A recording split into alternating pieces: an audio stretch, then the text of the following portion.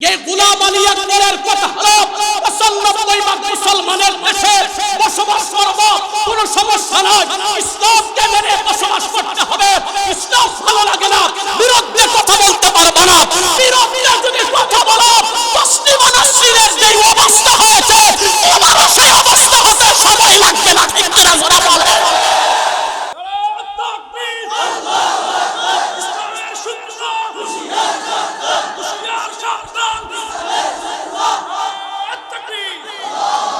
আমার দেশ 56,000 বর্গ মাইলের দেশেও গুটি কয়েক নাস্তিক মুরতাদ। আপনারা জানেন এই কয়েকদিনের মধ্যে 2-3 দিন আগে ওয়াহিদুজ্জামান এক কুলাঙ্গার স্বীকৃতিপ্রাপ্ত একটা নাস্তিক রাশেদ খান মিনার, ওনারা বলে পর্দা পরে ভার্সিটিতে যাওয়া যাবে না। জোরে বলেন না নাউজুবিল্লাহ। মেনে নেওয়া যায়? আসতে বলেন কেন? মুসলমান মানতে পারে, মুসলমান মানতে পারে। পর্দার বিধান, পর্দার হুকুম, আল্লাহ পর্দার হুকুম এই জমিনে নাফিজ করার মালিক হলেন কে? আরো আসতে বলেন কে? পর্দার বিধান আল্লাহ পাক পর্দাকে ফরজ করেছেন।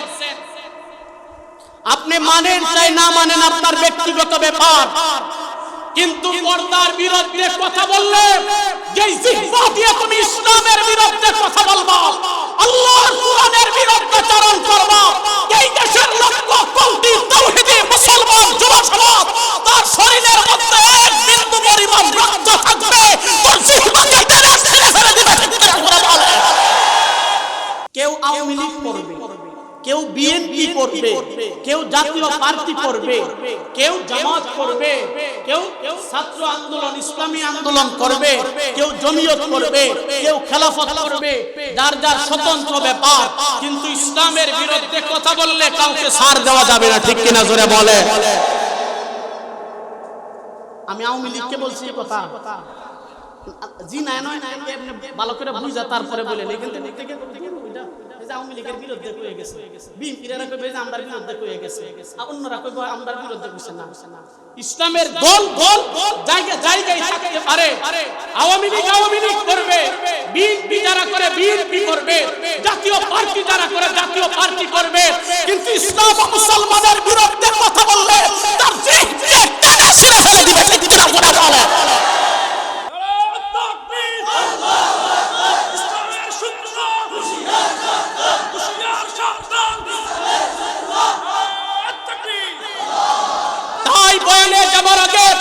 গোলাম আলী আকবরের কথা হলো 95 ভাগ মুসলমানের দেশে বসবাস করব, কোনো সমস্যা নাই, ইসলামকে মেনে বসবাস করতে হবে। ইসলাম ভালো লাগে না, বিরুদ্ধে কথা বলতে পারবো না। বিরুদ্ধে যদি কথা বলো, মুসলিম মানুষের যে অবস্থা হয়েছে, আমারও সেই অবস্থা হতে সময় লাগবে না। ঠিক কিনা জোরে বলে। এই দেশের মুসলমানদের উপর যারা নির্যাতন করছে, উলামায়ে কেরামের উপর যারা নির্যাতনের স্কিম রুলার চালাইতেছো, ফেরাউন নমরুদ ওরাও থাকতে পারে নাই, আপনারাও থাকতে পারবেন না। করাই গন্ডা একদিন হিসাব হবে। ঠিক কিনা জোরে বলেন। এটা কোন দল কি কোন দলের বিরুদ্ধে বলতেছি? আওয়ামী লীগ যারা করে আর আমার ভাই, আপনার ভাই, আমার ভাই, আমার বাবা, আপনার বাবা, আপনার চাচা, আপনার ভাই, বন্ধু এরাই করতেছে।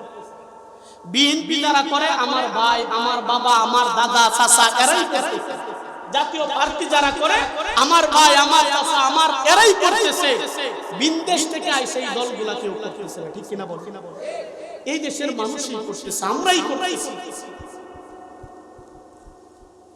দল জায়গায় থাকবে, কিন্তু পবিত্র একটা জায়গায় দাঁড়িয়ে ইসলামের বিরুদ্ধে কথা বলবে, তুমি ভয় দেখাইবা আমরা ইসলামের বিরুদ্ধে কথা বলবো, আর তুমি জমিনে থেকে ইসলামের পক্ষে কথা বলবা, তোমাকে ফাঁসিতে ঝুলানো হবে। পরিষ্কার কথা। আলী আকবর এই গোলাম বলে ফাঁসির রশিকে মুসলমান ফুলের মালা হিসেবে বরণ করে না। বই দেখায় লাভ নেই। অতীতেও যুগের শ্রেষ্ঠ সন্তানেরা ইসলামকে হেফাজত করার জন্য অতীতে জীবন দিয়েছে, বর্তমানে জীবন দিতেছে, ভবিষ্যতে জীবন দিবে। মুহূর্তের জন্য, সেকেন্ডের জন্য ইসলামের বিরুদ্ধে কথা বললে মেনে নিতে পারবে না, ঠিক কিনা জোরে বলো।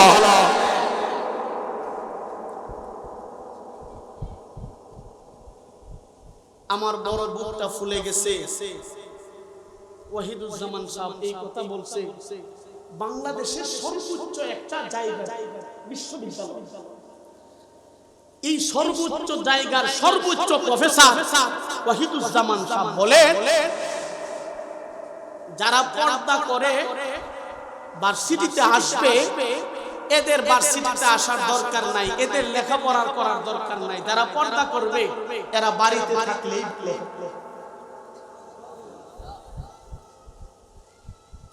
ছোটখাটো একটা কিচ্ছা, সময় নেই গেছে, কিচ্ছা। শিয়াল মুরগি খাসায় থাকো, ঘরে থাকো, এটা শিয়ালে পছন্দ করে না, ঠিক কিনা বল? এটা পছন্দ করে। এর সুবিধা বাইরে থাকলে কুত করে লয়ে যেতে, ঠিক না? বর্তমান বাংলাদেশে ওয়াহিদুজ্জামান আর রাশেদ খান মিনার শিয়ালের ভূমিকায় অবতীর্ণ হয়েছে।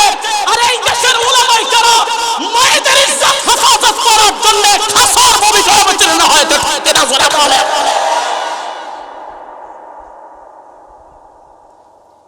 কি আজীব।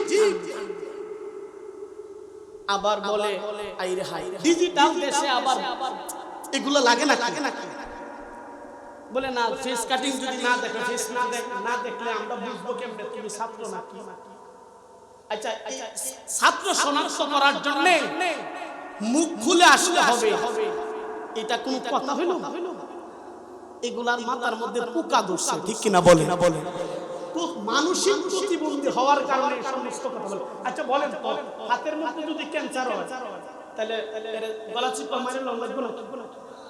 হাতে ক্যান্সার হয়েছে, হাতটা কাটা লাও, পুরো শরীর ভালো, ঠিক না? বুরকা পরে যদি একজন অসৎ কাজ করলেই ভালো, যে অপরাধ করছে তাকে শাস্তি দিতে পারে। একজনের জন্য তো পুরা পর্দার বিরুদ্ধে কথা বলবা, এটা কেউ মেনে নিতে পারে? মাথার মধ্যে উকুন আছে, এখন বলে মাথার মধ্যে যেহেতু উকুন, তা উকুনে খালি করে কামড়াতে কাম করে গলাতে মাথার আলাদা করে কথা কোনারে। আপনাদের খারাপ লাগতেছে? আচ্ছা, মাথার মধ্যে উকুনে কুকুনে করে কামড়ায়, এই জন্য গলা থেকে মাথার আলাদা করলে এই শরীর দেহ থাকবে।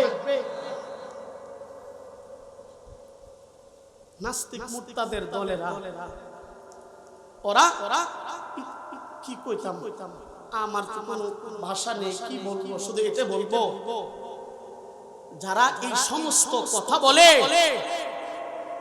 এদের পর্দাকে উৎখাত করা নয়, মূলত ইসলামকে ধ্বংস করে দেওয়ার জন্য সুপরিকল্পিত ভাবে চেষ্টা করতেছে।